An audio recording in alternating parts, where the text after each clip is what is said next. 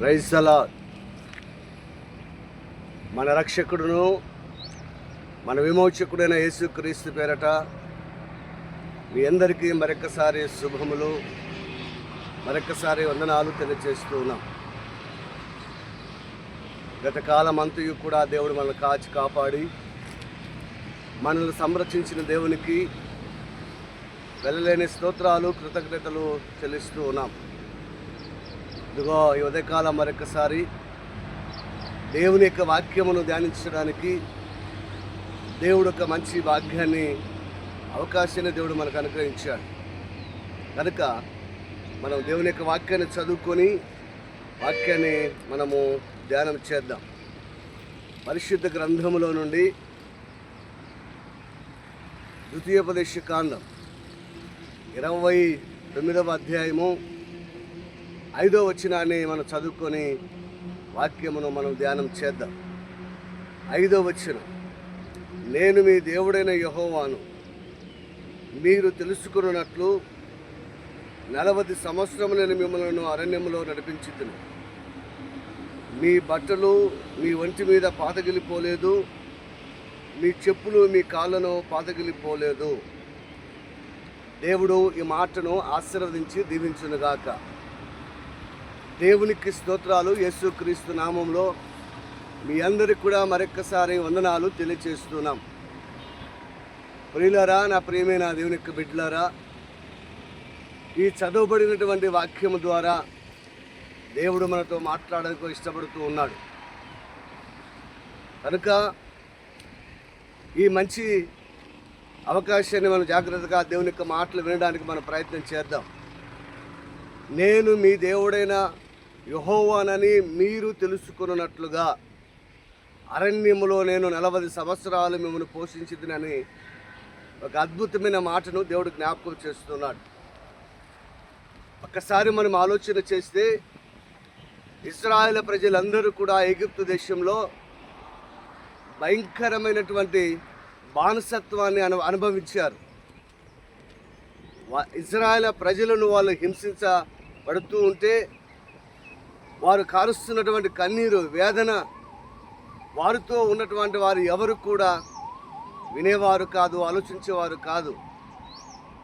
వారు దేవుడైన యెహోవాకు అనుదినము వారు మొరపెట్టుతూ ఉండరన్న మాటను కూడా మనం జ్ఞాపకం చేసుకుంటున్నాం. అయితే వారి మొరను విన్న దేవుడు, వారి యొక్క ఆర్తధ్వని విన్నటువంటి దేవుడు ఇక నా ప్రజలను శిక్షించకూడదన్నటువంటి ఒక ఆలోచన చేసి ఐగుప్తులో ఉన్నటువంటి ఇశ్రాయేలు ప్రజలను ఆ బానిసత్వంలో నుంచి బయటికి తీసుకొని రావటానికి ఇదిగో నాయకుడైన మోషే గారిని ఏర్పరచుకొని తన ప్రజలను బయటికి తీసుకురావడానికి అనేకమైనటువంటి అద్భుతాలు, ఆశ్చర్యకార్యాలు ఐగుప్తు దేశంలో దేవుడే వారి మధ్య జరిగించినట్లుగా మనం చూస్తున్నాం.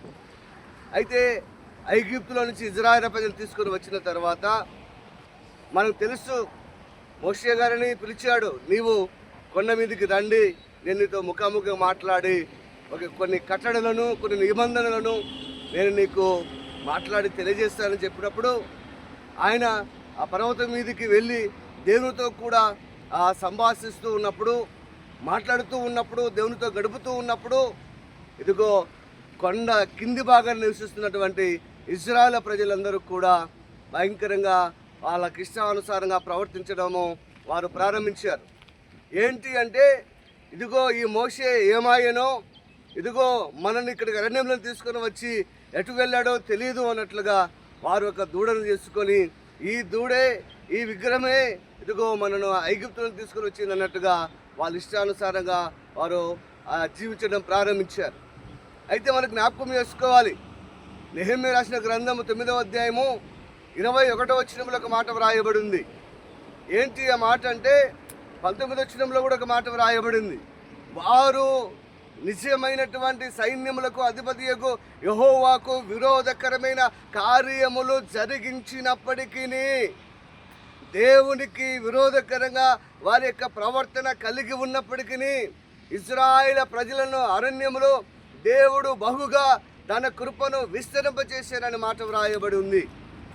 ఇశ్రాయేలు ప్రజలను అరణ్యంలో 40 సంవత్సరాలు ఇశ్రాయేలు దేవుడైన యెహోవాయే వారిని పోషించినట్లుగా మనం చూస్తూ ఉన్నాం. 40 సంవత్సరాలు వారికి ఏది తక్కువ లేకుండా కొదవ లేకుండా అరణ్యంలో ఇశ్రాయేలు ప్రజలను పోషించినాడు. అయితే ఇక్కడ జ్ఞాపకం చేసుకోవాలి, మన ప్రవర్తన విషయంలో మనం దేవుని ఎదుట మన జీవించే జీవన విధానంలో ఇశ్రాయేలు ప్రజలందరూ కూడా దేవునికి విరోధంగా ప్రవర్తించినప్పటికీ ఆయన కృప వారికి తక్కువ కాలేదు అనే విషయాన్ని దేవుడు జ్ఞాపకం చేస్తున్నాడు. ప్రియులారా, మనం జ్ఞాపకం చేసుకోవాలి, మనము నమ్మినటువంటి దేవుడు, మనం ఆరాధిస్తున్న దేవుడు మనల్ని ఎంతగా ప్రేమిస్తున్నాడో, మనలను ఎంతగా ఆదరిస్తున్నాడో, మన పట్ల ఎంతగా తన కృపను విస్తరింపజేస్తూ ఉన్నాడో ఆ విషయాన్ని కూడా నేను జ్ఞాపకం చేసుకోవాలని దేవుడు జ్ఞాపకం చేస్తూ మాట్లాడుతూ ఉన్నాడు. అయితే వారు విరోధంగా ప్రవర్తించినప్పటికీ అరణ్యములో ఇశ్రాయేలు ప్రజల పక్షముగా దేవుని యొక్క కృప ఇదిగో తక్కువ కాలేదు, దేవుని యొక్క కృప విస్తారముగా వారి ఎడల కుమ్మరించెను అని వ్రాయబడి ఉంది. నా ప్రియులారా, ప్రేమ దేవుని బిడ్డలారా, అయితే ఇక్కడ జ్ఞాపకం చేసుకోవాలి, ఏదియు ఏమియు తక్కువ కాకుండానట్లుగా ఇశ్రాయేలు ప్రజలను దేవుడు ఎంతగానో ప్రేమించి అనుదినము వారి ఆకలి తీరుస్తూ వచ్చాడు, అనుదినము వారి దప్పిక తీరుస్తూ వచ్చాడు. దయచేసి మనకు జ్ఞాపకం చేసుకోవాలి, తనను నమ్మిన వారి ప్రజల పక్షంగా ఎటువంటి గొప్ప కార్యమును చేయడానికైనా దేవుడు సిద్ధముగా ఉన్నాడన్న విషయాన్ని, తన ప్రజల కొరకు దేవుడు ఉన్నాడన్న విషయాన్ని దేవుడు మనకు జ్ఞాపకం చేస్తూ ఉన్నాడు. అయితే మనకు జ్ఞాపకం చేసుకోవాలి, ఈ చదవబడినటువంటి ఈ యొక్క ద్వితీయోపదేశకాండం 29వ అధ్యాయము 5వ వచనంలో ఒక మాట వ్రాయబడింది. అంటే అరణ్యములో ఇశ్రాయేలు ప్రజలు నడిపించాడు. అయితే మనకు జ్ఞాపకం చేసుకోవాలి, మీ బట్టలు మీ ఒంటి మీద పాతగిలిపోలేదు, దేవునికి మహిమ కలుగును గాక. అయితే ఒక సత్యమైన విషయాన్ని దేవుడు మనకు జ్ఞాపకం చేస్తున్నాడు. ఇశ్రాయేలు ప్రజలు ఐగుప్తుని విడిచి అరణ్యములో ప్రయాణము ప్రారంభించినప్పటి నుంచి 40 సంవత్సరాలు పట్టిందనే విషయం దేవుడు జ్ఞాపకం చేస్తున్నాడు.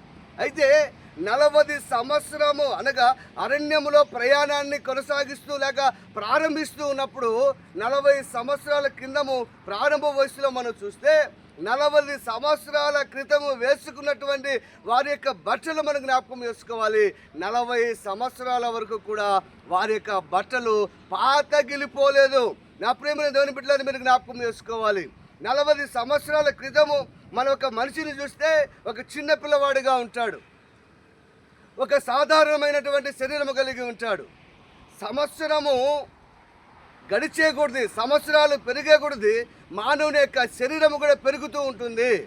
అయితే మనకు జ్ఞాపకం చేసుకోవాలి, సంవత్సరాల అరణ్యంలో 40 అనగా ప్రయాణాన్ని ప్రారంభిస్తున్నప్పుడు ఏ వస్త్రాలు వేసుకున్నారో 40 సంవత్సరాల వరకు అదే వస్త్రాలు వారి శరీరం మీద ఉన్నాయి. అయితే దేవుడు ఒక అద్భుతమైన కార్యం మీరు తెలుసుకోవాలి, 40 సంవత్సరములు నా ప్రేమైన దేవునికి బిడ్డలారా, మనిషి యొక్క శరీరము పెరుగుతూ ఉన్న కొలది, మనిషి యొక్క శరీరము లావవుతున్న కొలది ఇదిగో వారు వేసుకున్నటువంటి మనుషులు ఎలాగైతే పెరుగుతూ ఉన్నారో వారు వేసుకున్నటువంటి బట్టలు కూడా పెరుగుతూ వచ్చాయి. హల్లెలూయా. అయితే విషయాన్ని జ్ఞాపకం చేసుకోవాలి, తనను నమ్మినటువంటి ప్రజల కొరకు, తను నమ్మినటువంటి దేవుని యొక్క బిడ్డల కొరకు ఎంతటి అద్భుతమైన కార్యములు చేయడానికైనా ఆయన సిద్ధముగా ఉన్నాడన్న విషయం దేవుడు జ్ఞాపకం చేస్తున్నారు. ఒకసారి మనం ఆలోచన చేద్దాం.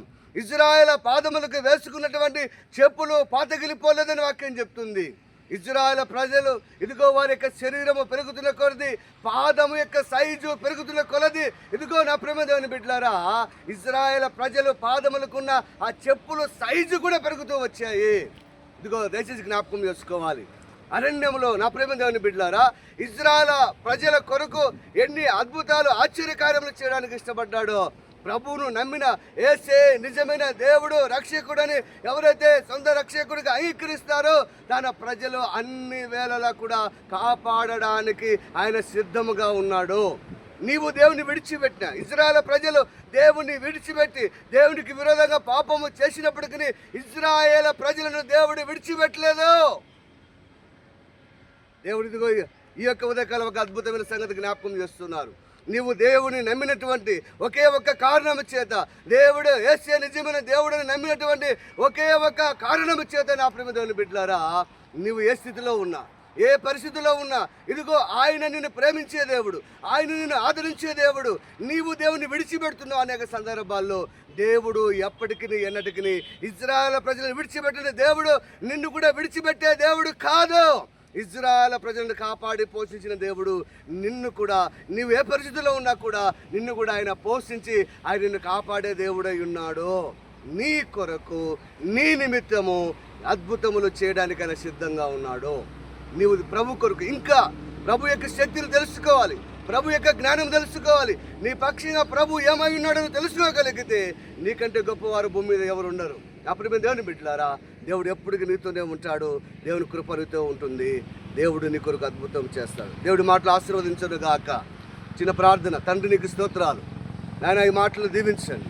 మా అందరి హృదయాల్లో మీరు ఫలింపజేసి మహిమాగ్రత ప్రభావాలు పొందుకోమని అయ్యా వాక్యాన్ని నాయన నీ చేతికి నాయన విన్నటువంటి ప్రతి వారి జీవితంలో మాకు అద్భుతం చేయమని యేసు నామములో ప్రార్థిస్తున్నాము తండ్రి. ఆమేన్, ఆమేన్.